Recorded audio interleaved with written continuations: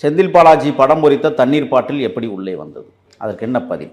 அந்த தண்ணீர் பாட்டிலே சோதிக்க வேண்டும் என்பதற்கும் சோதனை வேண்டும். அந்த பாட்டிலில் இருக்கிறது தண்ணீர் தானா, தண்ணீருக்குள் வேற ஏதாவது கலந்திருக்கிறதா என்பதையும் சோதிக்க வேண்டும். ஏன்னா உங்களுக்கு ஒரு வீடியோ நான் காட்டணும்னு நினைக்கிறேன். காவேக்கா தொண்டர்கள் ஆங்காங்கே தண்ணீர் கொடுக்கிறார்கள், காவல்துறைக்கு தண்ணீர் வழங்கி கொண்டிருக்கிறார்கள்.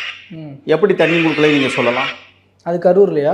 கரூரில் நடைபெற்றது. இப்போ அந்த தண்ணி கொடுத்தாங்கல்ல, அது எங்கே கொடுத்தாருன்னு சொன்னார்? மருத்துவமனையில். மருத்துவமனையில் யாருக்கு தண்ணி கொடுத்தாரு? இறந்து போனவங்களுக்கா? ஆத்துக்களை தானே காட்டணும்னு சொன்னீங்க. இப்போ எப்படி ஏன் மாற்றி பேசுங்க? இப்போ முதலமைச்சர் சொன்னார்ல 606 காவல்துறை இறக்கி விடப்பட்டிருந்ததுன்னு. அப்புறம் ஏன் வந்து தலைமைச் செயலாளர், மாண்புமிகு தலைமைச் செயலாளர் வந்து 500 போலீஸார் தான் அனுப்பணும்னு சொன்னாங்க. அப்போ தலைமைச் செயலாளர் சொல்லுவது பொய்யா, இல்லை மரியாதைக்குரிய முதல்வர் சொல்லுவது பொய்யா? ஏன் இந்த முரண்பாடு?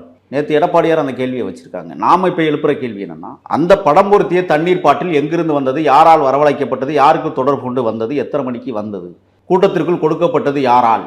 இந்த ஒரு கேள்விக்கு பதில் வேணும். ரெண்டாவது, நான் சொல்கிற கேள்விக்கு அப்புறம் மருத்துவமனைக்கெல்லாம் அந்த ஆம்புலன்ஸ் வந்துச்சுன்னு சொல்லிடக்கூடாது.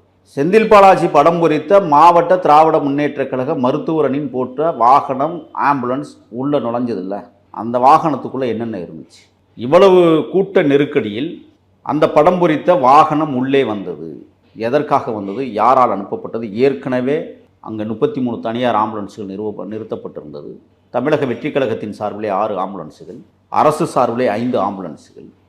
இந்த ஆம்புலன்ஸ் எப்படி வந்துச்சு? அந்த ஆம்புலன்ஸுக்குள்ள என்னென்ன இருந்தது? இதையெல்லாம் ஆய்வு செய்ய வேண்டும் சிபிஐ அதிகாரிகள். எங்களுக்கு சந்தேகமாக இருக்குது.